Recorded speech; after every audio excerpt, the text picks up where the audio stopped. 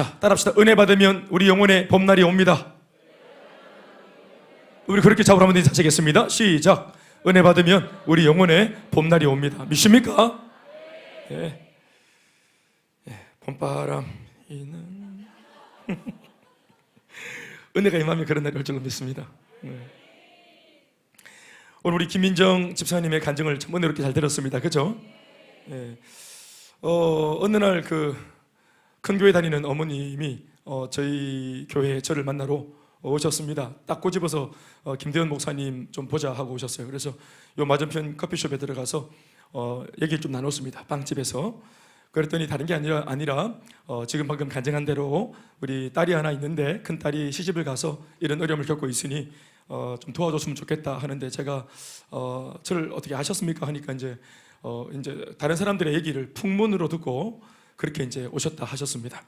그래서 이제 그 집사님은 나이가 많으셨는데 내 힘으로 안 된다 하고 이제 또 여러 가지 방법을 많이 해봤고 또 애를 써봤는데 참 딸에게 도움이 못 되고 있고 우리 다 그리 힘들어지는 중에 있다. 그리고 시집간 그 딸의 가정도 사위도 아이들도 힘에 부처하는 것 같다. 그러면서 이제 부탁을 해오셨습니다. 그래서 이렇게 듣고 있다가 제가 이제 하나님 주신 감동이 있어서 드렸던 말씀은 그렇군요. 따님이 그렇습니까? 그래서 이제 아까 간증대로 약물도 또 복용하시고 또 약에 취해 계시고 뭐 그런 상황이었던 것 같습니다. 그래서 그 당시 저희 교회가 이제 건축을 하고 이제 완공하는 그 입장에서 이제 마무리하는 단계에서 온통 신경이 거기 건축에 다 가 있었는데 잘 모르는 분의 이런 얘기를 들었을 때 잠시 좀 스케줄을 조정해서 좀 이걸 좀 함께 하면 좀 좋겠다는 마음이 들었습니다. 그래서 제가 뭘 할 수 있는지 뭐 저 자신도 모르겠지만 그러나 주시는 감동을 따라서 어머님에게 말씀드리는 것은 내일 따님을 제가 좀 봤으면 좋겠습니다 하고 여기까지 걸으면서 올 수 있으면 참 좋겠습니다 하고 말씀을 드렸습니다. 그랬더니 이 어머님이 내일 당장요 그렇게 하셨어요. 그래서 또 전화해서 오라고 설득을 해야 되고 또 이게 작업이 좀 되는 모양이더라고요. 그래서 제가 그냥 잘 모르겠으니까 내일 일단 데리고 오셔서 만났으면 참 좋겠다 했습니다. 그리고 이제 집으로 돌아가서 우리는 다음 날 만났습니다. 뭐 제가 이렇게 말할 때 하루가 지났는데 그 하루가 지나는 사이 뭐 이분들은 또 주무시고 오셨겠지만 그렇게 말을 해놓은 저는 그 하루 종일 그 밤에 잠을 잘 못 잤습니다. 왜냐하면 두려웠기 때문입니다. 뭐 전들 제가 무슨 제가 뭐 심장이 왕심장이라서 강심장이라서 덮어놓고 제가 무슨 뭐 답을 주고 제가 무슨 뭐 예수님도 아니고 제가 뭐 할렐루야 저도 후달리고 저도 겁이 나고 그래. 내가 무슨 수로 지금 약을 드시고 계시는 약을 의존하시는 분을 어떻게 다른 걸 의존해보라고 제가 어떻게 말할 수 있겠어요? 저 어려움 커피 한 번 마셔보시겠어요? 이렇게 되겠어요? 뭘로 제가 약을 대체할 수 있겠습니까? 그런데 그래서 밤새도록 제가 했던 말이 부담이 돼가지고 밤새도록 고민이 되고 잠을 못 이루고 일어났다 앉았다 일어났다 앉았다. 그 또 막 밥도 잘 안 넘어가고 또 마사 먹으니까 물론 배는 부릅니다만은 밥도 안 넘어가고 그래가지고 그래서 아침에 오니까 정말 턱 나타나셨어요. 나타나셨을 때 이제 표정은 이리 오세요 이런 느낌이었지만 사실은 진짜 막 다리가 벌벌벌 떨리고 내가 어떡하나 이분을 이제 이런 솔직한 제 속내를 얘기 드립니다. 왜냐하면은 이런 얘기를 해야 돼. 왜냐하면은 자꾸 제가 행복 모임 했는 얘기를 제가 담대한 척하면서 얘기를 하니까 다들 여러분 너무 쪼시더라고. 목사님은 저렇게 잘하셨는데 나는 쫄린다 하면서 저도 그랬다는 얘기를 꼭 하려고 제가 이제부터는 정직하게 제가 간증을 하려고 마음을 먹었어요. 나도 하반신, 상반신은 괜찮은데 테이블 밑으로 하반신은 벌벌벌 떤다고 저도. 사람을 무서워하는 게 아니고 이 상황 자체가 참 부담이 되니까.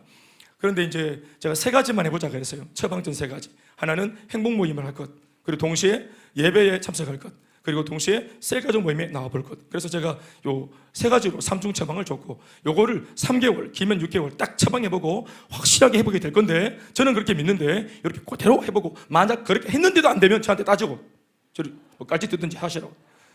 그럼 저도 좀 약을 좀 먹도록 해야 되겠다. 그렇게 했어요.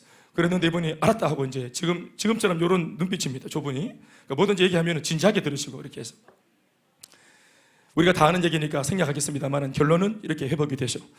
우리 교회의 영성국장이 되셔서 우리 교회 이렇게 늘 위해서 기도하는 그런 기도하는 하나님의 딸이 되게 계시고 그리고 또 지금 전체 복음화를 위해서 가정을 위해서 애쓰고 있지만 무엇보다 든든한 아들 우리 안성진 군 어디 있노?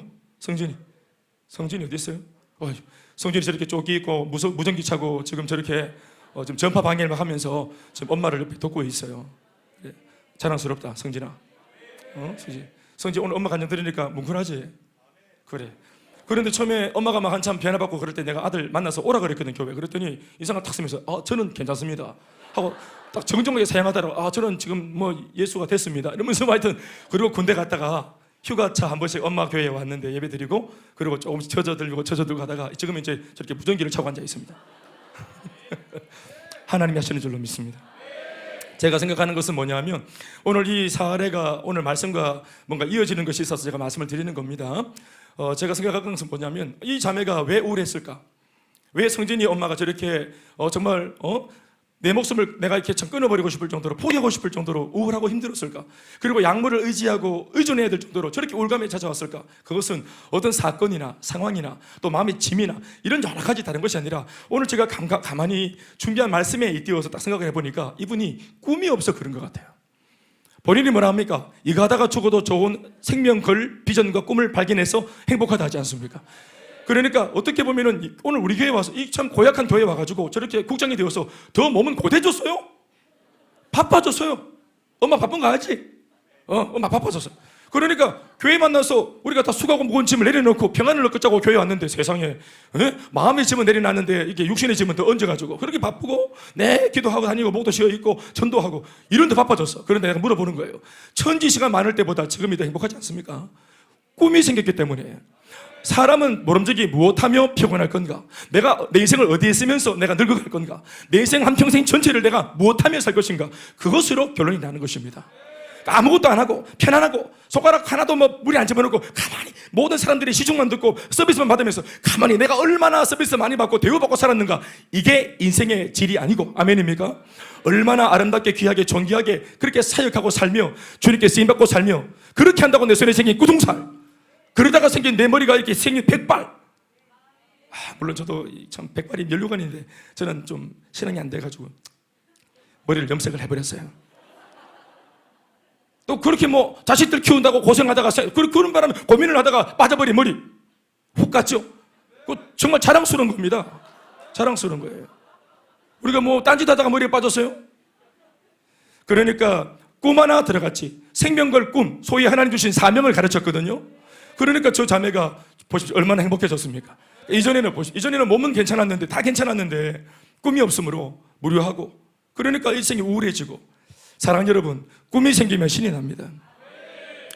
저는 오늘 그래서 지난주에 이어서 오늘도 꿈에 대한 이야기를 하고 있습니다. 더불어 우리가 앞으로 계속해서 한 8월 정도까지는 계속 이 얘기를 끌고 제가 갈 겁니다. 그러니까 여러분들 마음속에 하나님이 주신, 요셉에게 주신 그 꿈이 우리에게도 선명하게 또 확실하게 새겨지길 바랍니다. 또 이미 계신 꿈은, 이미 꿈을 가진 사람들은 그 꿈이 더 확실해지길 바라고, 꿈을 꾸는 것도 중요하지만 그 꿈을 이루는 것도 참 중요하거든. 그러니까 꿈만 꾸지 말고 이뤄내기 위해 기꺼이 일상생활 속에서 하나님의 은혜를 구하고 순종할 수 있는 은혜가 있길 축복합니다. 오늘 하나님께서 요셉에게 주신 꿈, 그것은 11개의 곡식단이 바로 곡식 묶음이 요셉의 곡식단에게 절하는, 그러니까 형제들이 자기한테 절하는, 오히려 자기는 11번째 아들이고 위에 있는 10명의 형제와 자기 밑에 베냐민이라는 동생, 11개의 묶음의 곡식단이 자기한테 절하는 꿈, 자기가 으뜸이 되는 꿈, 하나님이 주신 꿈입니다.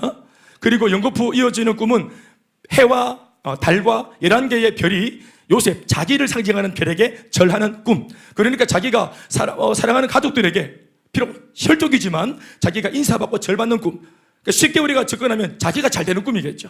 그러니까 이런 꿈을 하나님이 탁 보여주시고, 청사진을 대반에 딱 보여주시고, 그리고 앞으로 내가 너의 전 인생을 통해서 이 꿈대로 되게 만들 거다. 할렐루야. 슬무시 따라가다가 나중에 이거다 하신 것이 아니죠. 아브라함한테는 주님이 슬무시 따라가다가 뒤에 꿈을 보여주셨고, 요셉한테는 단방에 그냥 앞에 그냥 꿈을 팍 보여주시고, 이게 뭔가 모르고 있는데 끊임없이 그 꿈을 향해서 이 요셉을 끌고 가는 이야기가 나옵니다. 꿈을 뒤에 주시든 앞에 주시든 우리 주님께서 우리와 함께 하십니다.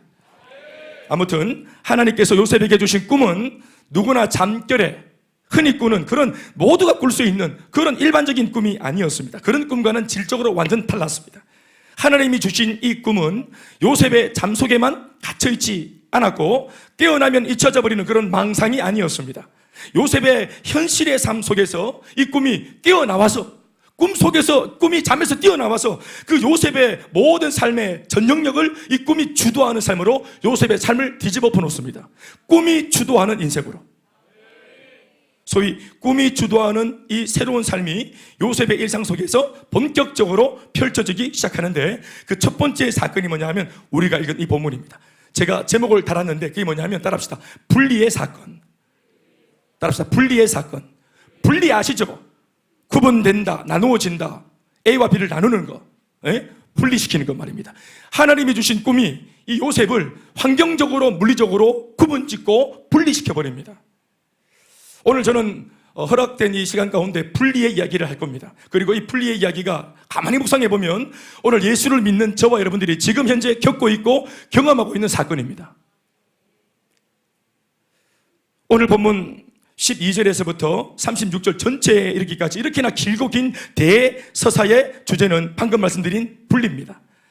이것은 다름 아닌 요셉을 그 자신이 익숙해져 있던, 이미 익숙해져서 그냥 다성에 젖어 있던 그 환경으로부터 분리해 놓고 계시는 하나님의 일하심이라고 말할 수 있습니다.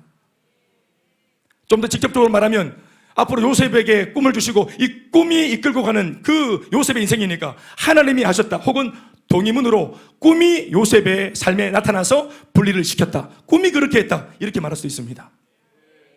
왜냐하면 꿈을 꾸고 난 뒤부터 이런 일이 일어났기 때문에 그래요. 하나님께서는 하나님의 꿈과 계획을 요셉을 통해 이루어 가시기 위해서 그를 그의 본토와 그의 집과 무엇보다 그가 의존하고 있었던 그의 아비 야곱으로부터 분리되어 그가 철저하게 홀로 서도록, 혼자 있도록 그렇게 만들어 놓으셨습니다. 이 분리의 작업이 요셉의 일상 안에서 얼마나 은밀하고 비밀스럽게 진행되었던지 요셉 그 자신은 물론이고, 그리고 이 하나님의 일하심에 대해서 그의 아비나 또 그의 형들이 전혀 누구도 눈치를 채지 못하도록 은밀하게 일상 속에, 평범한 일상 속에 평이하게 사건이 진행되었습니다. 그 이유는 조금 전에도 언급했다시피 너무나 평범한 일상의 흐름 속에서 진행되었던 사건이었기 때문에, 또 이 사실에 대해서 몰랐기 때문에 누구도 하나님의 일하심에 대해서 방해를 하지 않았습니다. 분리되는 이 일을 요셉도 몰랐기 때문에 분리되어지는 자신을 놓고 이게 뭐냐 그러면서 소스라치게 놀라면서 하나님의 일하심에 대해서 막 자기가 막 이걸 막 저항하거나 그런 일이 없었습니다. 또 자기 아들과 가족들이 분리되는 상황을 야곱도 몰랐기 때문에 그 야곱도 이것을 막아서지 못했습니다. 그러니까 하나님의 일하심이 너무나 이게 사건인가 싶을 정도로 평범한 일상 속에 쑥 일어난 사건이기 때문에 누구도 몰랐고, 그것 때문에 하나님의 일하심이 방해받지 않았습니다. 만에 하나 하나님께서 이 분리를 일으키기 위해 요셉의 아버지였던 야곱에게 아들 요셉을, 꿈을 내가 이룰 테니까 내놓으라고 했다면, 당시 신앙의 수준이나 또는 아들 요셉을 향한 빗나간 편의 성향으로 봤듯이 그 아비 야곱은 순종하지 못했을 것이고 상황만 복잡해질 공산이 큽니다. 그렇다고 당사자였던 요셉에게 자신의 아비를 떠날 것을 말씀하시면 떠나라, 내가 축복해줄게, 이렇게 했다면 당시 미숙하기 짝이 없고 얼마나 철이 없는 17살짜리 요셉은 자신의 소신과 결단으로 아버지를 등 돌릴 수 없었을 것입니다. 그러면서 또 타이밍이 늦어지고 하나님의 역사하심에 그 또 시간표가 늘어나는 것이죠. 허송세월 하고. 그래서 하나님이 하나님의 생각하신 그 계획을 밀고 나가기 위해, 꿈을 이루기 위해 하나님께서 발걸음 붙이고 선택한 일이 뭐냐, 하나님께서 채택하신 방법이 뭐냐, 바로 당시 그렇게나 철이 없던 요셉의 그 철없음을 사용하는 것이었습니다. 그래서 요셉이 창세기 37장에 제일 먼저 딱 등장할 때 어떻게 등장하냐면은 철딱서니가 없기에 이루 말할 수 없을 정도로 그 존재의 가벼움으로 등장하지 않습니까? 그런데 철딱서니 없는 그 모습 그대로 주님이 놓고 그런 그에게 바로 꿈을 줘버리시잖아요. 이게 다 하나님께서 이게 맞다고 보시는 시간표입니다. 성숙하고 성장하고 더 나아지고 신앙적으로 노래내시면 아무리 꿈을 줘도 이 꿈을 뭐 하지 못한다 그랬어요? 말하지 않습니다. 너무 똑똑하면 말하지 않아. 꿈은 그래도 이 꿈이 이루어지겠나? 그리고 내가 절 받는 꿈을 내가 입으로 말해버리면 형들이 내 뭐라 하겠노? 안 그래도 내 미운 틀이 박혔는데 뭘 하겠노? 그냥 주신 꿈이니까 뭐 언제 이루어진다면 내 마음속에 나나 그냥 간직하고 있자, 이런 거죠. 똑똑하면 그렇게 하는 겁니다. 그런데 철이 없기 때문에 주신 꿈 그대로 곡식단이 절하더이다, 별들이 절하더이다, 내가 잘 되겠더이다 이러면서 질러버린다 이거를. 안 그래도 시기와 질투에 분노가 목구멍까지 차있던 형들이 요셉의 꿈 얘기를 연거푸 2번이나 이 철딱선이 없는 놈한테 듣고 그래서 분노와 미움이 절정에 달하게 되는 이 상황을 하나님은 이 상황을 딱 손에 잡으시고 오늘 역사를 일으키십니다. 하나님은요, 인간의 철없음과 또 인간들의 마음속에 있는 분노와 좋지 못한 미움들, 좋지 못한 감정들, 시기와 질투 이런 거 있죠. 지저분한 것들이 있죠. 하나님은요, 이런 것도 쓰십니다. 네. 이런 것에 개의치 않으시고 또 전혀 방해도 받지 않으시고 하나님의 선한 계획을 위해 이런 것까지도 얼마든지 쓰시는 전능하신 하나님이십니다. 요셉을 분리해내시기 위해 하나님께서 사용하신 몇 가지 상황들이 오늘 내용 전체에 다 기록되어져 있습니다. 우리는 오늘 그래서 이 정황들 전체를 오늘 하나님이 야곱의 품에서 요셉을 떼어내는 이유는 뭡니까? 꿈을 이루기 위해서입니다. 왜 그렇게 합니까? 쉽게 말하면 아버지 품속에 있어서는 절대로 하나님께 붙들리지 못해. 그 아버지의 빗나간 사랑에 사로잡혀서는 절대로 하나님을 의존하지 않아요. 왜요? 아버지가 다 해주는데요. 그러니까 하나님께서 요셉을 작업하고 요셉을 변화시키고 또 요셉이 아버지가 아니라 하나님 나를 더 믿고 의존하고 철저하게 하나님만 바라보도록 만들려면 가장 안전한 곳에서 이 아들을 건져내야 되는 것입니다. 여러분, 집이 홈 스위트홈이고 집이 우리한테 평안을 주는 곳이어야 되는데 어떤 면에서는 빗나간 자식 사랑은 이렇게 하나님을 못 만나게 만드는 방해물로도 이 가정이 잘못된 모습으로 이렇게 역할을 할 수도 있다는 거예요. 부모님의 지나친 간섭이나 빗나간 자식 사랑이 신앙적이지 않은 인본주의적인 발상에서의 자식을 보호하는 이런 행태가 이 자식이 하나님 앞에 나오지 못하도록 신앙적인 야성을 갖지 못하도록 온 시련의 화초를 키우듯이 그렇게 부모님은 사실 사랑을 듬뿍 길렀는데 밖에 내놓으니까 이 아들이 저항력이 없어. 역경지수가 없고 고난지수가 없어. 그래서 문제를 만나면 주저앉거나 그냥 엄마 아빠 이미 늙어버린 엄마 아빠만 쳐다보고 있는 거예요. 젊을 때처럼 잘할 줄 알고. 그러면서 무기력해지는 거예요. 이것을 잘 알고 계신 하나님께서 안 그래도 아빠 품속에서 17년이나 찰떡사니가 없이 이렇게 자라버린 요셉을 그래도 늦지 않도록 17살 때라도 꿈을 주셔서 빼내는 겁니다. 그래서 이제 그 다음에 쭉 이어진 사건들을 적어 놓았죠. 이 모든 사건은 뭐 하기 위한 사건이라 했어요? 꿈을 이루기 위해서 요셉을 분리시키는 작업이었습니다. 여러분, 제가 좀 한 가지 짚고 넘어갈 것은 요셉을 분리해내기 위해 하나님께서 사용하셨던 상황들이라 그래서 하나님이 없는 상황을 일부러 꼬고 어렵게 만들고 이렇게 했다는 게 아닙니다. 하나님께서 만드신 상황이 아니라 인간들이 자신의 무지함과 부족함으로 만들어 놓은 상황인데 그 속에 주님이 들어가셔서 그 어그러진 상황 속에 하나님의 아름다운 역사의 꽃을 피우신 것입니다. 우리가 실수하고 실패해도 하나님은 역사를 하신다. 선하게 역사하십니다. 몇 가지가 있는데요. 첫 번째는 굳이 그냥 자기 품에 잘 지내고 있는 요셉을 어느 날 문득 아버지가 일하러 나간 형님들한테 이 요셉을 굳이 그날따라 굳이 보내고 싶어서 보냈어요. 도시락 손에 싸가지고 그래 보내가지고 심부름을 시키면서 형들이 잘 있는지 보고 오라고. 그러니까 아들을 요셉을 형들한테 보낸 이유도 그렇게 뭐 대단한 이유도 아니에요. 그냥 잘 있는지 보고 와라. 양들이 잘 있는지 보고 와라. 뭐 이런 거.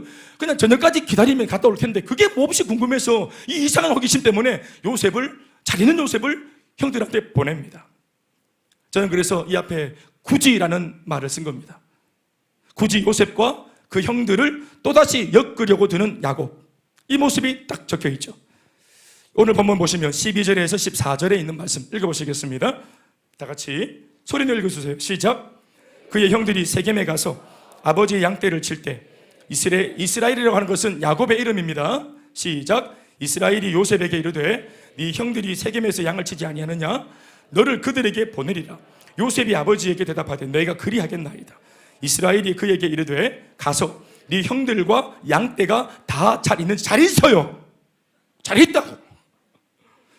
여러분 하루 이틀 일하는 게 야들은 이게 그냥 자기 가업이에요. 가업. 눈 뜨고 자다가 일어나 밥 먹고 하는 게 양 보는 거예요. 양똥 치우고 풀 뜯어 먹이고 양 껍데기 벗기고 양털 벗기고 이게 그들의 일상이란 말이에요. 근데 그날따라 이걸 여러분 그 아들 다 전문가입니다. 예, 생활의 단일인이에요. 이걸 아버지가 이걸 왜 궁금했을까? 왜 궁금했을까요? 하나님께서 궁금하게 하신 거예요. 그래서 아들을 보낼 정도로 궁금해서 요셉을 보낼 정도로. 여러분, 아버지가 바보가 아니잖아요. 이 아들 형들한테 보내면 찌어뜯깁니다. 아버지 자신도 지난날 요셉의 꿈을 들으면서 화가 났었잖아요. 이놈의 새끼 그 사랑으로 키 하나 때문에 아비를 넘어서 가지고 내 절도 받겠나 하면서, 나도 니한테 절하더나 하면서 분노했잖아요. 그럼 아버지가 이렇게 분노했으면 형들은 말로 못하지. 완전 얼마나 열받겠노. 이걸 아는 아버지가 이 아들을 그 형들한테 보내면 시기와 질투와. 아버지 바보 아닙니다. 응? 형들이 지금 요셉을 어떻게 생각하고 있는지 눈빛만 딱 봐도 대만 알아요. 우리가 서로 부부간에 서로를 바라보는 눈빛만 봐도 대충 짐작이 오잖아. 아버지가 바보가 아닌데 안단 말이에요. 그런데 혼자 딱 보낸다. 몸통을 뭐 붙인다든지 아니면 뭐 보디가드를 붙인다든지 이게 아니고 딱 혼자 딱 해서 딱 보낸다. 이거 여러분 징계입니까? 아버지가 요셉 욕 보이려고 보내는 징계입니까? 아닙니다. 그렇게 보냈다. 심부름 사건입니다. 굉장히 평이한 사건이죠. 이게 하나님이 역사하시는 이게 도구라고 어떻게 말하겠어요? 이런 사건을 하나님께서 간섭하시고 개입하시고 꿈을 이루어가는 이게 하나의 조짐이었다고 누가 말하겠노? 그래서 마귀도 모르는 겁니다. 마귀도 이걸 모르기 때문에 방해를 못하는 거예요.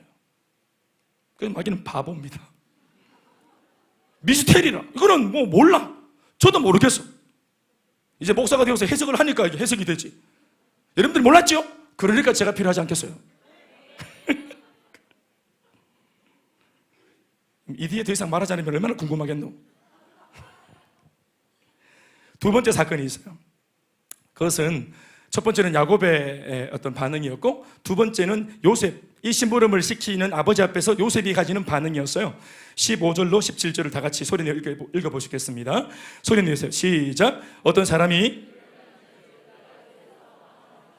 그 사람이 그에게 물어 이르되 네가 무엇을 찾느냐? 그가 이르되 내가 내 형들을 찾아오니 청하건대 그들이 양치는 곳을 내게 가르쳐 주소서. 그 사람이 이르되 그들이 여기서 떠났느니라. 내가 그들의 말을 들으니 도단으로 가자 하더라 하니라. 요셉이 그의 형들을 뒤를 따라가서 도단에서 그를 만나니라. 같이 아멘 하시고. 두 번째 사건이 뭔지 아세요? 이겁니다. 또 굳이라는 말을 붙여야 돼. 굳이. 아버지가 아무리 이렇게 심부름을 했기로서니 그래, 아버지가 이미 정보를 알고 있죠. 아버지 세겜에 풀 뜯고 오겠습니다 하고 갔단 말입니다. 형들은 세겜에 있는 겁니다. 거기서 세겜이 그 집에서 얼마 안 멀어요. 그래서 요셉을 세겜에 보낸 겁니다. 그리고 여차하며 안 좋은 일이 생기면 아버지가 단방에 금방 달려갈 수 있고 도와줄 수 있는 상황이기 때문에 별로 안 먼 거리에 있는 세겜에 아들을 보냈어요. 그런데 이 아들이 세겜에 기꺼이 갔는데 세겜에 갔더니 형들이 없어요. 그러니까 늘 풀 뜯던 곳인데 이 여기에 형들이 없습니다. 그러면 안 그래도 분위기가 심상치 않고 형들이 바라보는 눈이 안 좋으면 또 형들이 또 없고 그러면은 아버지 안면 봐서 이렇게 온 거지 형들이 궁금하겠어요? 요셉이? 동생도 눈치가 있지? 내 형들한테 지어박혀 보세요. 형들한테 가고 싶은지. 근데 아버지가 안면에 바치니까 아버지 심부름이니까 순종하는 마음으로 간 겁니다. 그러면 최선을 다했죠. 할 거 했잖아요. 그런데 형들이 없으면 그건 요셉이 잘못이 아니고 형들이 잘못한 거죠. 그런데 이 상황에서 신기한 것은 요셉이 굳이 더 적극적으로 형들을 찾아야 되겠다는 마음이 생긴 겁니다. 원래는요, 아버지 지금 이 상황 잘 모르십니까? 형님들 만나면 다 찌뜯깁니다. 몸종이라도 붙여주시, 우리 병중 가사라도 붙여주시든지 여차하면 어떻게 좀 뭐 어떻게 이래야 되는데 이게 이제 요셉도 혼자 보내니까 혼자 간다 이 말. 그리고 아무도 없는데 굳이 찾으려고 애를 쓴다. 그러니까 형들을 찾으려고 사방팔방 애쓰는 모습 보니까 요걸 지나가던 나그네가 영문을 모르고 요 사람을 딱 보니까 요 행태 자체가 길을 잃어버린 사람인 것처럼 그렇게 사방팔방 어려움을 당하고 있는 모습으로 간주가 되었어요. 길을 모르는 게 아닙니다. 없는 형들을 찾으려고 하니까 이 모습 자체가 자태가 길을 잃고 방황하는 나그네처럼 보였어요. 어떤 사람한테는.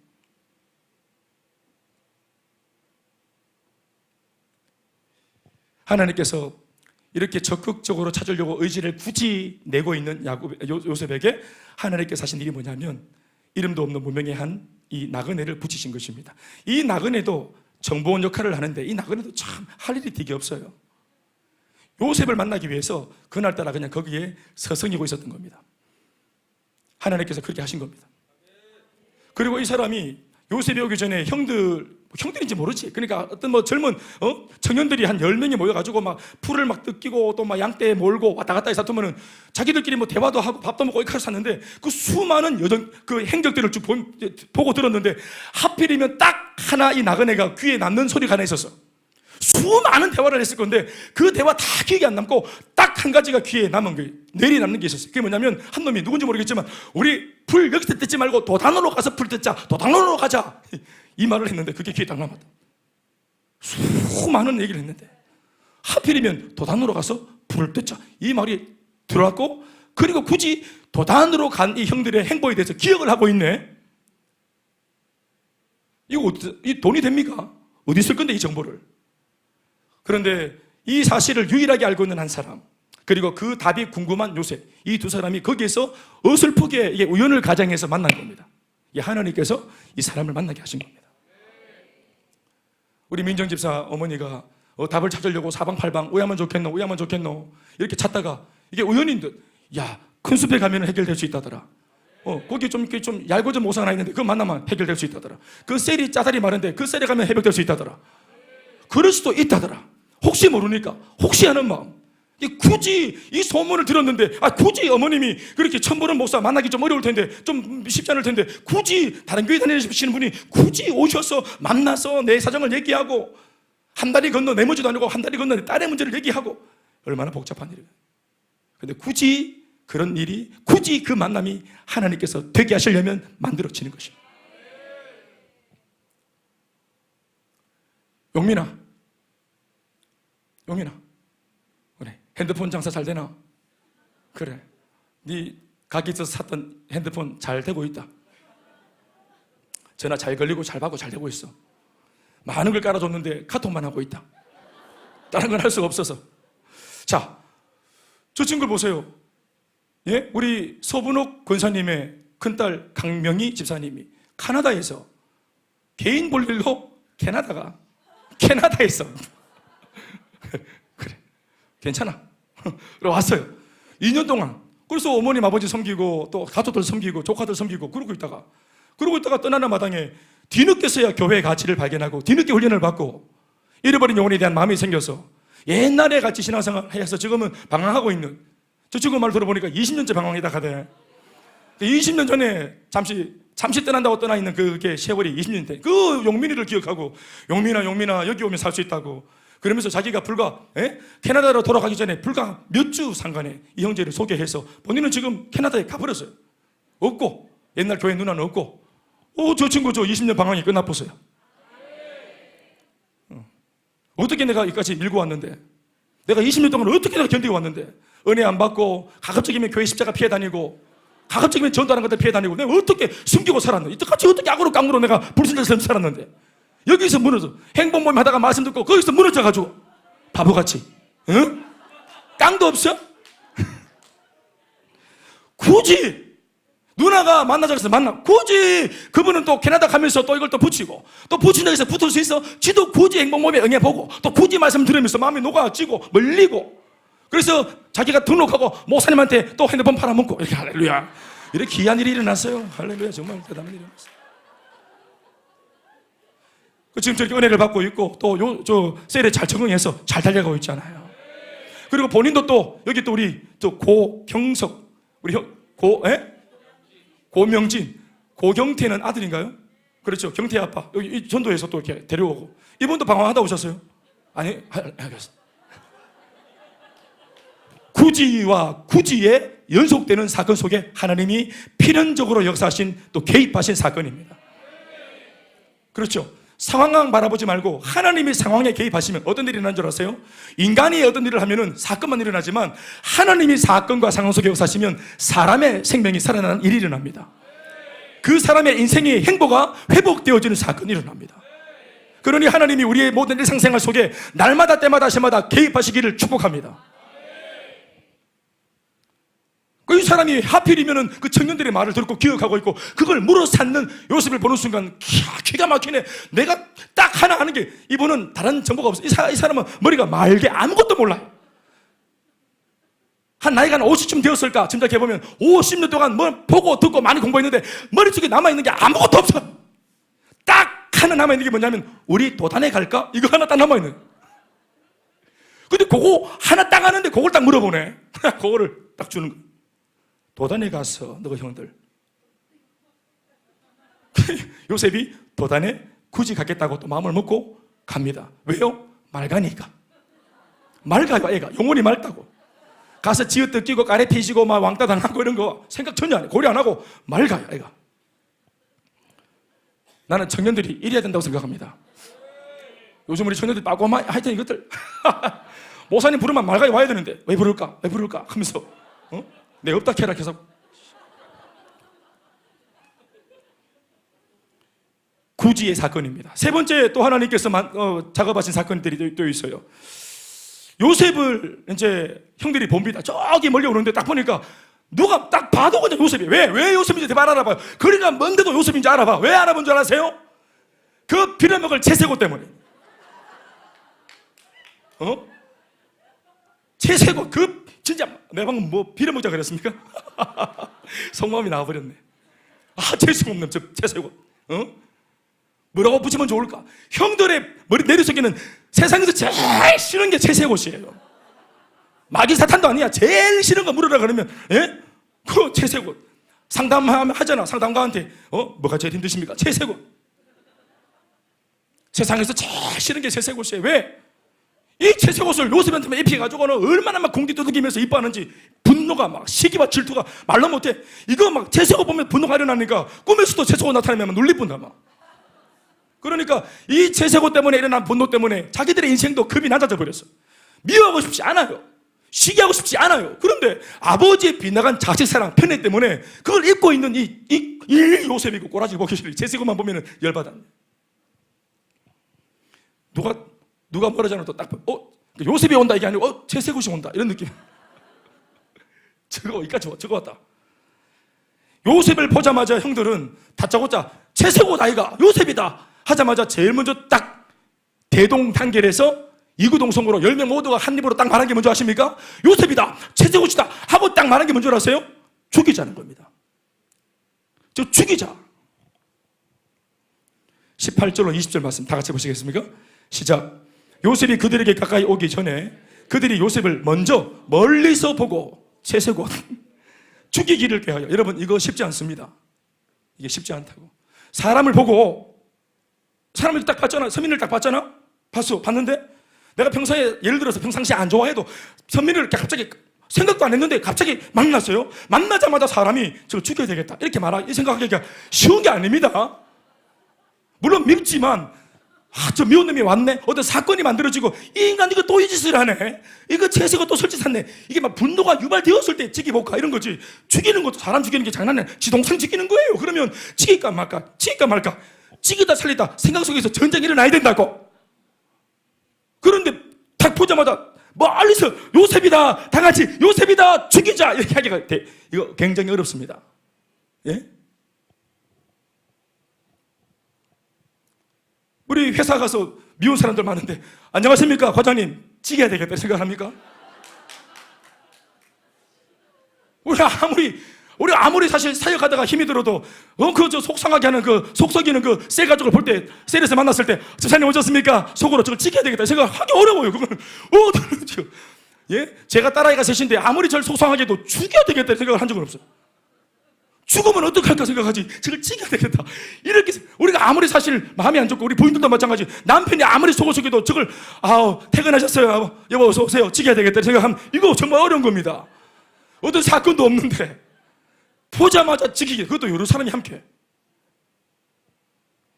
이 이상한 이 정상적이지 않은 이 마음, 이 결단의 이 공유 때문에 본격적으로 굉장히 이제 불리의 사건이 폭발적으로 역사가 막 일어납니다. 죽이려고 하는 마음이 생긴 덕분이죠. 일자는 본문 읽어보십시다. 19절 20절 시작. 서로 이르되 다 같이 시작. 서로 이르되 꿈꾸는 자가 오는도다. 자 그를 죽여 한 구덩이에 던지고 우리가 말하기를 악한 짐승이 그를 잡아먹었다 하자. 그의 꿈이 어떻게 되었는지를 우리가 볼 것이니라 하는지다. 얼마나 구체적으로 전략을 말하나 보세요. 평상시부터 늘 생각하고 있었던 사람 같아요. 오늘 즉흥적으로 딱 보자마자 이 아이디어가 팍 떠올라. 창의적으로. 동생을 보자마자 죽이겠다는 결심을 한 형제들, 죽이겠다는 그 동기와 그리고 이유는 다른 게 아니고 꿈에 대한 분노와 그리고 꿈에 대한 조롱을 담은 그들의 표현입니다. 그들은 아버지의 선택도 못 받고 있었는데 이 꿈의 얘기를 들으면서 더 열받았던 게 뭐냐면은 아버지로부터도 외면당한 그들이 입장에서 하나님도 우리를 버리셨다. 하나님도 하필이면 저 나쁜 놈, 저거 만비운 놈, 저거 채색 옷 입고 있는 저놈 요셉, 저놈을 선택했다. 우리가 저런 놈한테 절한다. 하나님이 저놈을 택했다. 우리는 버렸다. 이게 굉장한 상처가 되는 겁니다. 그러니까 사람과 하나님에 대한 적개심이 가득해진 겁니다. 그래서 꿈에 이제 꿈꾸는 자가 온다. 이게 꿈꾸는 자가 온다. 이 말이 뭡니까? 이게 조롱하는 겁니다. 꿈꾸는 자가 오는도다. 이 말이. 꿈이 온다. 꿈꾸는 자가 온다. 꿈을 꾸게 하신 하나님이 온다. 뭐 이런 것인데, 그러니까 꿈을 조롱하고 모욕하는 것은 꿈을 꾸는 그 사람도 모욕하는 것이고, 더 나아가서 꿈을 주신 하나님도 모욕하는 것입니다. 우리가 주변에 누가 하나님이 주신 은혜를 받아서 감동이 되어서 함부로 그 감동 속에 은혜를 따라 꿈을 말하거든. 그 꿈을 절대로 우리가 함부로 예단해서는 안 됩니다. 남편이 꿈을 말하면 아멘으로 받으시고 격려하십시오. 그리고 그 꿈을 어떻게 도울까? 우리 같이 돕는 배필로 같이 아이디를 모으시기 바랍니다. 꿈을 탁 말할 때 아이고 참네, 또 뭐 일 저지르려고 이래서는 안 돼. 남편이 꿈 꿨다 그러면은 우리는 뭐 굉장히 압박을 받습니다. 과거에 안 좋은 그 기억들, 이런 것들이 있기 때문이겠죠. 또 무슨 일을 저지르려고 인간아, 이렇게 되는. 죄송합니다. 제일 두려운 게, 여보 잠깐 좀 얘기 좀 하자, 이러면 벌써 막. 형들이 요셉에게 그런 지금 태도와 자세입니다. 그리고 형들은 지금 정말로 장난이 아닙니다. 정말로 죽이겠다는 그 마음만 아니라 행동에 옮기려고 딱 준비가 되어 있어요. 그리고 그들은 이 일에 하나가 되어 있습니다.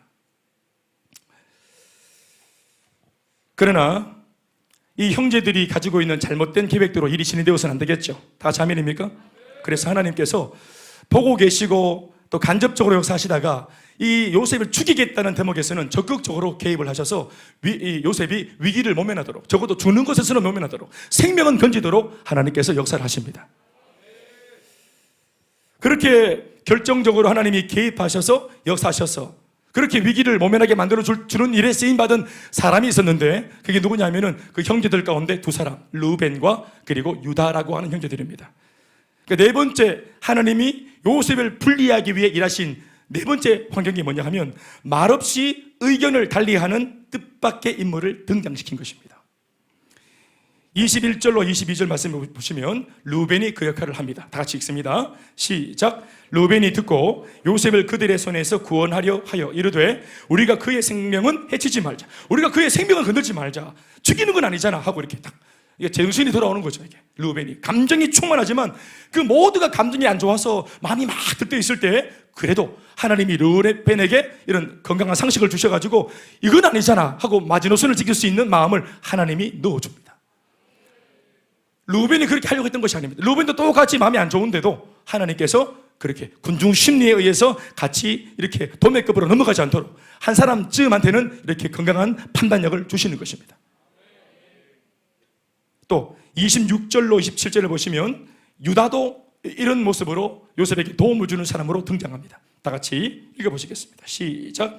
유다가 자기 형제에게 이르되 우리가 우리 동생을 죽이고 그를 이스마엘 사람들에게 팔고, 이 이스마엘 사람들은 노예 상인들입니다. 노예 상인들이 하필 마침 거길 지나가고 있었어요. 그에게 우리 손을 대지 말자, 그는 우리의 동생이요 우리의 혈육이니라. 이 말이 됩니까? 동생이고 혈육이면 돌려보내야죠, 집으로. 동생이고 혈육이기 때문에 팔자는 겁니다. 좀 이상하지만 좀 마음에 안 들고 좀 다 차진 않지만, 양에 차진 않지만, 그래도 하나님이 이 일로 인해서 생명을 보존하도록 만들어주십니다. 믿습니까? 내 편이 없는 줄 알았어. 그런데 내가 믿음을 지키고 이 상황 속에 하나님의 은혜를 구하면 하나님이 뜻밖의 사람을 들어 쓰십니다. 제가 2002년도 월드컵 대한민국이 할 때 결혼했습니다. 11월 6일 아니면 9일인데 9일, 6일 아니 6일, 9일일 거 9일.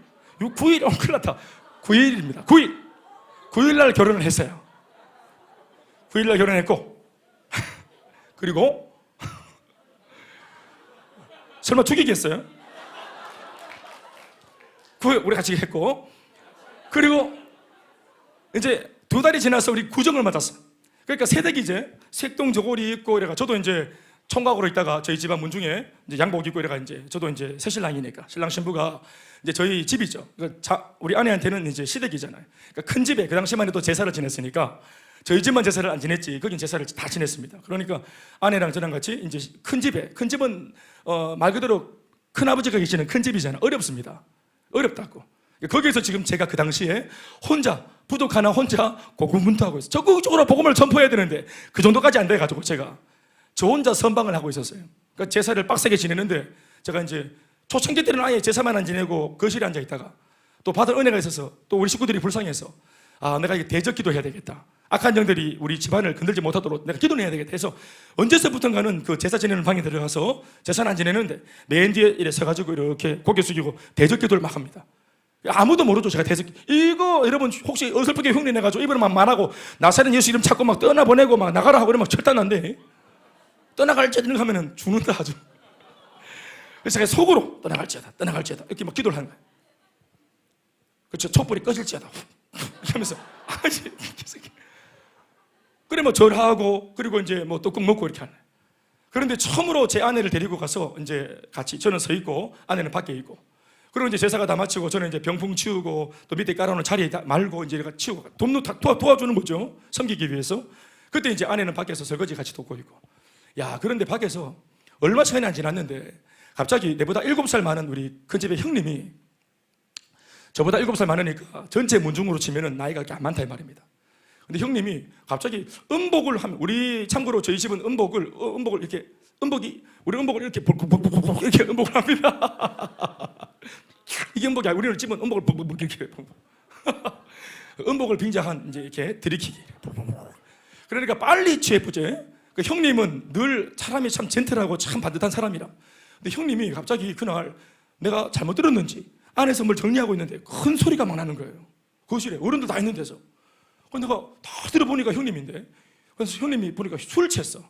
그래서 내가 와 형님 저 미친가? 형님이 저 미친 게 아니고 왜 저러노? 어른들 앞에서.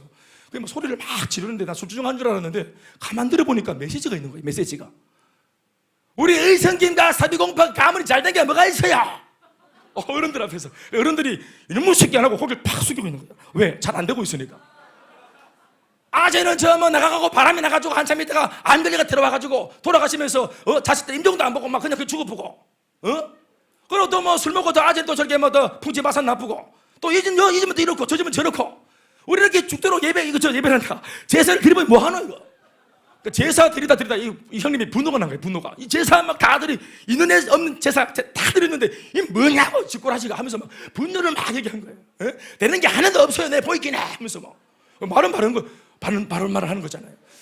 성령이 역사 안 했는데 이게 막 술 끼우면 하여튼 뭐 이게 하더라고. 그러니까 뭐 어른들도 가만히 계시고 나는 이게 조마조마하더라고. 근데 이게 중요한 얘기입니다. 그런데 이게 결론이에요. 그런데 내가 딱 보기에는 대여이 내가 뜨끔하면서 대여이 이 집만 잘 돼요. 예? 원래 이 집이 그 아재 김재동 씨 우리 아버지 제일 못됐잖아요. 맨날 술 먹고 엉망진창 아버지 우리 집에서 제일 안 좋은 집인데 대여 예수 믿지만은 내 쭉 보이기네 이 집만 다 잘 됐어. 사실 이렇게 할 때 난 못 봤지만 집사람이 막 못 들은 척하면서 기도 한번 이렇게 넘겨줬어야 돼. 이렇게 자기 그런 집에 시집 왔으니까 막 길을 넘겨줬어야 되는데 어떻게 했는지 모르겠어. 그러면서 막 우리가 그러나 앞으로 이럴 것 같으면은 대여이처럼 예수를 다 믿든가 뭐 교회를 다 가보든가 이래 이게 뭐고 이것도 저것도 아니고 하면서 소리를 막 지르고 그러니까 이게 무슨 일이고.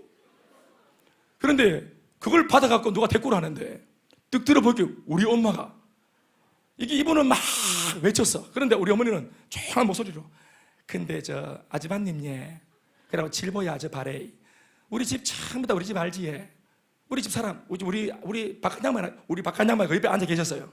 우리 박한양만 아시지 예. 그런데 제가 고통이 많았지만 참고 견뎠는데 우리 대여이가 어느 날 교회가 되면 아가 바뀌대. 나는 처음에 아가 이상해졌나? 그래 니는 너무 힘들겠네. 교회 다니면서 마음이라도 울적한 마음이라도 좀 달래라 하고 보냈는데 아가 진짜로 바뀌고 계속 바뀌면 좋아져. 나중에는 야들이 믿는 예수를 믿게 됐는데 세상에 이런 일이 없다는 거예요. 이런 일이 없고 하나님이 은혜를 주셔서 우리가 이렇게 치유가 되고 내 남편을 얼마나 미워했는데 남편 다 용서하고. 여러분 다 아시죠? 우리 어머니가 복음입니다 완전히. 왜냐하면 문중 사람들이 우리 엄마가 어떤 고통을 당했는지 다 알고 있기 때문에. 정말 강력한 고통을 당하면서도 유일하게 야반도주 안 한 우리 엄마. 우리 수모들은 다 토꼈어요. 우리 엄마는 남았어. 그러니까 엄마가 말하면 완전히 베드로가 회개하라 한 것처럼 그 오순절날 우리 어머니가 자기 삶을 말하면서 여러분 다 아시지? 아주머님 다 아시지? 내가 이렇게 바뀌었어. 예수 믿고 바뀐 거예요. 이렇게 딱 얘기를 끝나고 조용해지더라고. 너무 조용하길래 내가 밖에 나가서 또 근무시도 하면서 너무 조용하고. 여러분 그 큰 집이 지금 예배 드리는 집이 됐습니다. 주님께 영광 한번 하셔야죠. 하나님이 하셨다. 저의 이야기가 여러분들의 이야기가 되길 정말 주의 이름으로 축원합니다. 뜻밖의 인물이에요. 로벤이 갑자기 탁 튀어나가 이걸 길을 제시할지 어떻게 알았겠어요? 유다가 갑자기 튀어나가지고 이거 어떻게 알았겠어요? 그 형님이 갑자기 튀어나가지고 그 일을 할지 어떻게 알았겠습니까? 결정적인 순간에 한 방 날려버려. 내 편이 돼주고 안 신한데도. 불신자도 다 봅니다. 불신자도 안 그런 척 하지만 다 본다고요. 예수 믿고 정말로 평안한지, 예수 믿고 정말로 네가 진짜 하나님 만나고 있는지, 네가 믿는 하나님이 진짜인지, 흉내인지. 왜냐하면 내 친구 그 형님의 친한 친구가 저 황건교회 집사님입니다. 그래가지고 그 집사님 약간 나이롱입니다. 상원 집사한테 말하면 아는 사람인데 난 말 안 하겠어요. 그 형님 둘이 친구라. 영남대학교 약학과. 근데 하여튼 좀 상황이 안 좋아 상태가. 교회 집사인데도. 그러니까 그 집사님 보면서 늘 이분이 예수세이 똑같네 이렇게 했단 말이에요. 근데 그 집사님 한번 만나러 가야 돼. 근데 이 형님이 알고 보니까 실망을 했던 거예요. 친구 보면서. 그런데 저를 오랫동안 보면서 처음에는 무시했다가 오랫동안 보면서 부인할 수 없는. 그러니까 제가 하는 말은 다 사실입니다. 부인할 수 없는. 그래서 형님이 술김에 바른 말을 했다 이 말입니다. 저는 하나님께서 결정적인 한 방을 우리 문중에 선포했다고 그걸 믿고 있습니다. 그것도 제 아내가 시집오고 오는 2달 있다가 그러면서 급격하게 이 가문이 바뀌기 시작했습니다. 주 아내에게 정말 감사합니다. 죽이지 않겠죠?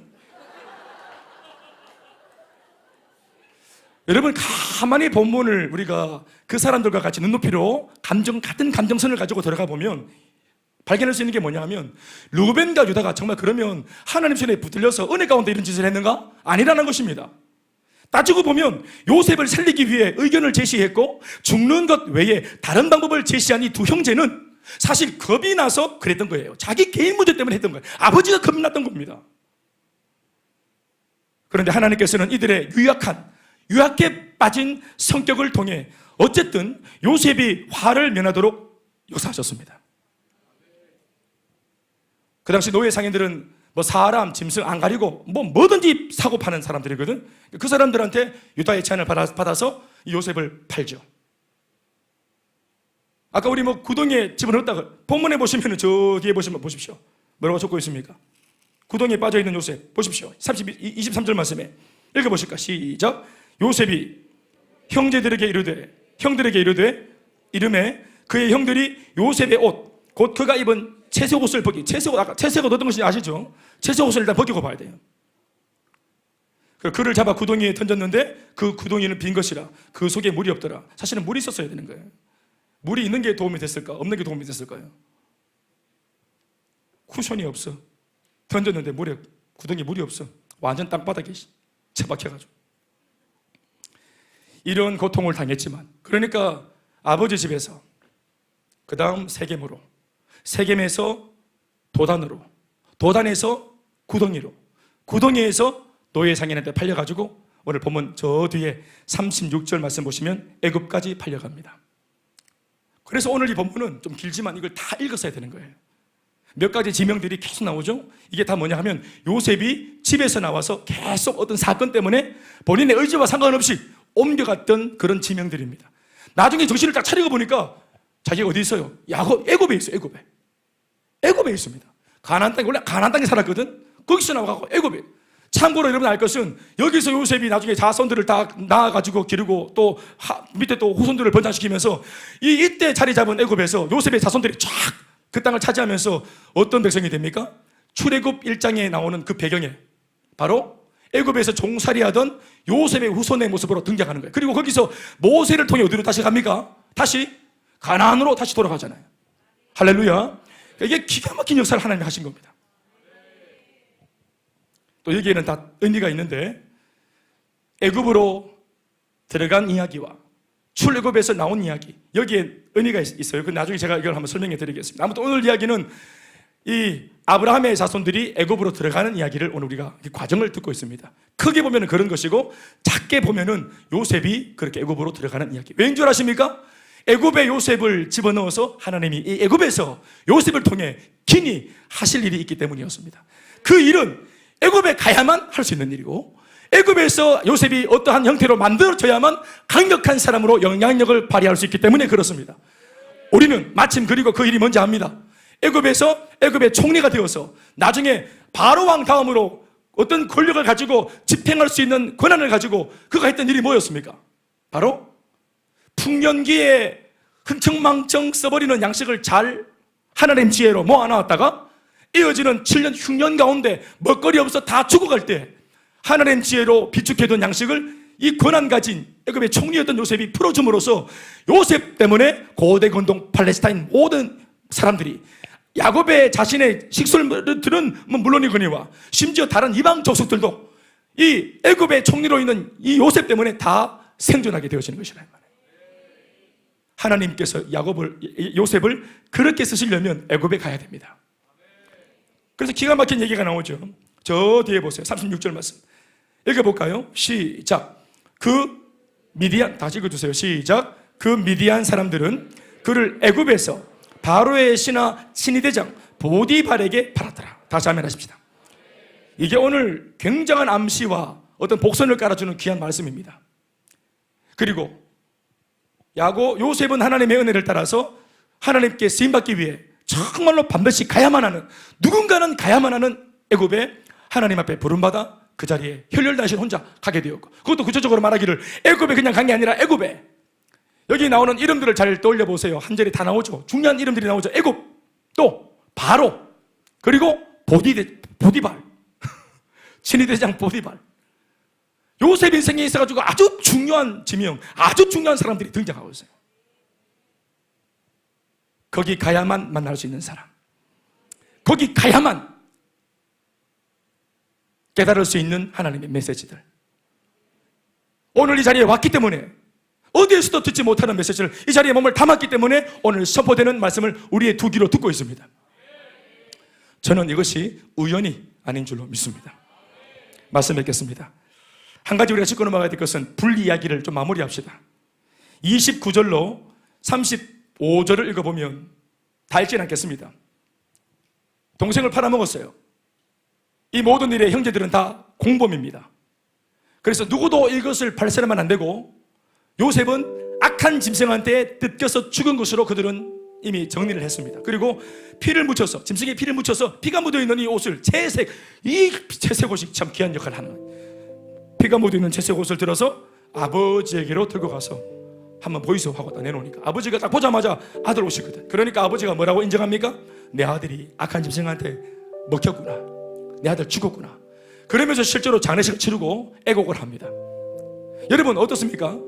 이런 장면을 보면은 적어도 아비 야곱에게 요셉은 물론 형들의 그게 관계로 의한 상황이었지만 아비는 그걸 모르니까 아버지 야곱한테 요셉은 어떻게 된 존재입니까?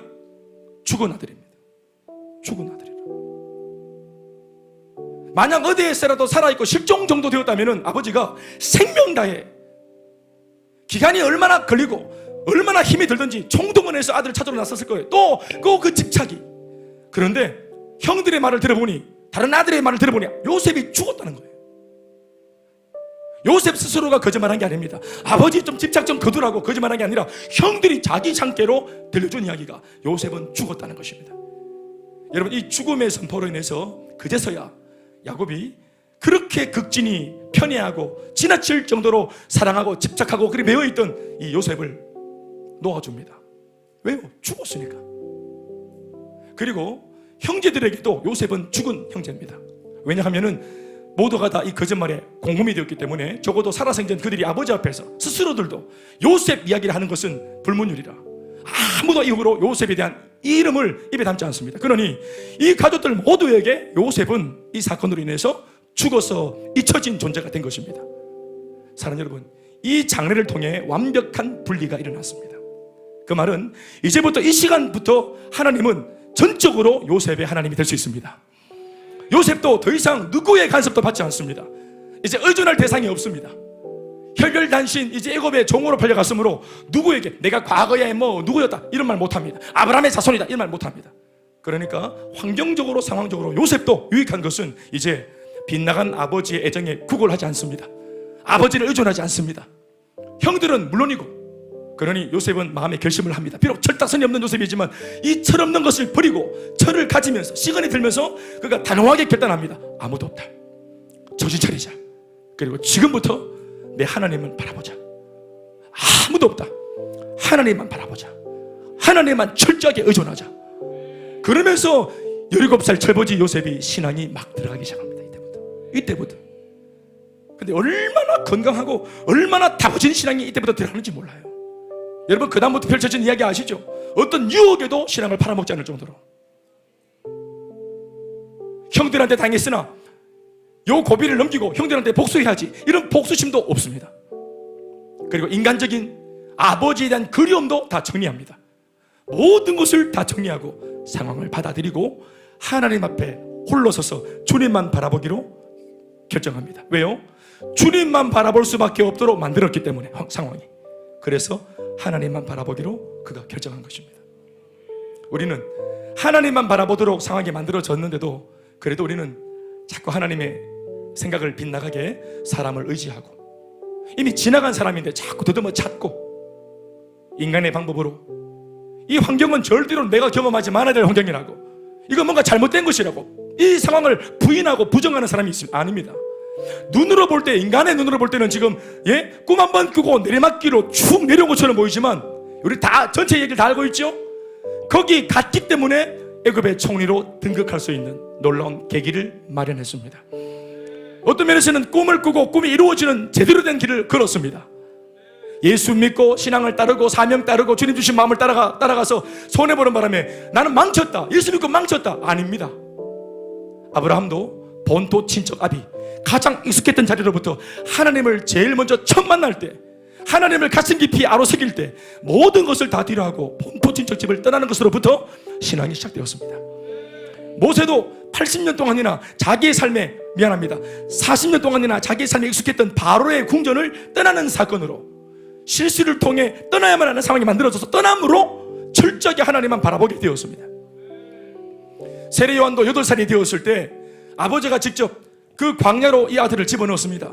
광야에 들어간 세례 요한이 철저하게 하나님만 바라보고 잘 준비되었다가 30살 때 22년 후에 세상에 나와서 예수님 앞에 6개월 동안 복음을 선포하는 일꾼으로 쓰임받았습니다. 사도 바울도 예수님을 처음 다메섹에서 만난 이후에 아라비아 광야 또 수많은 어떤 침묵의 시간 가운데 철저하게 고독 속에 주님을 만나는 시간을 독대하며 가졌습니다. 이런 분들과 비교할 수 없지만 저도 마찬가지로 저는 예수를 믿고 이상하게 신앙을 갖고 은혜를 받으면 더 은혜를 주는 자리에 매이게 되고 제가 본의 아니었지만 자꾸 가정과 분리가 되는 겁니다. 아버지와 자꾸 분리가 되어지고 나는 그게 사실은 싫었지만 하나님은 그렇게 저를 엮어 가셨습니다. 할 일이 없는 인생이었고 그냥 집에 할 일이 없어도 집에 있는 인생이었는데 하나님께서 그것이 아니라 물리적으로도 환경적으로도 교회라는 곳에 은혜 받는 자리에 기도하는 자리에 끊임없이 저를 몰아붙였습니다. 거기에서 하나님 바라보고 은혜 구하고 저는 그래서 왜 남자들 아빠에서 아버지로 넘어가는 단계가 있잖아요. 나이가 들면 저는 아빠에서 아버지로 넘어가는 단계가 17, 18 이런 때였는데 제가 그때부터 침묵하고 아버지를 안 불렀습니다. 그래서 아버지라는 이름을 처음 제 입에 담은 것이 하나님 아버지였습니다. 하나님 아버지라고 부르면서 얼마나 많이 통곡하고 울었는지 몰라요. 거기서 아버지를 배우면서 내가 우리 육신의 아버지한테도 아버지라고 부르게 되었습니다. 용서하고 물론 그 용서는 단회적이지 않고 지속적으로 그 용서가 이어졌습니다. 용서했다가 잡아주고 용서했다가 잡아주고 저 그랬습니다. 그러나 이 분리가 제가 압니다. 필요한 분리였습니다. 모든 걸 뒤로하고 하나님의 손에 더 붙들리고 더 깊이 들어가서 내가 먼저 회복되어지고, 내가 먼저 인생에 회복되어지고, 내가 먼저 영적인 눈을 뜨고, 어찌 소경이 소경을 인도하겠노? 더 불타는 가슴이 되어지고, 은혜의 사람이 되어지고, 비전의 사람이 되어져서 이후에 정작 분리되을 때 손가락질했던 우리 아버지한테, 우리 가족들한테 내가 잘 준비되어지니 정작 가서 이후에 더 단단한 하나가 됩니다. 하나님께서 주시는 이 분리의 경험은 영원한 분리가 아니라 필요에 의해서 잠깐 하나님을 더 깊이 만나고 독대하라고 주시는 은혜의 시간입니다. 그러나 여러분, 반드시 준비되어지고 때가 이르면 하나님께서 우리를 멋지게 그 모세를 준비시켜 다시 애굽 땅으로 보낸 것처럼 우리를 그렇게 보내실 것입니다. 지금 여러분 사역 감당한다고, 지금 우리 하나님 일을 한다고, 또 기도한다고, 교회 생활 한다고 이전보다 많은 우리 세상 사람들과 시간 많이 못 보내죠. 친구들한테도 아우성이죠. 넌 뭐하냐 그러면서, 넌 뭐야? 셀리드가 되었다. 그게 뭐냐? 그런 게 있다. 내 돈 쓰면서 일하는 거 있다.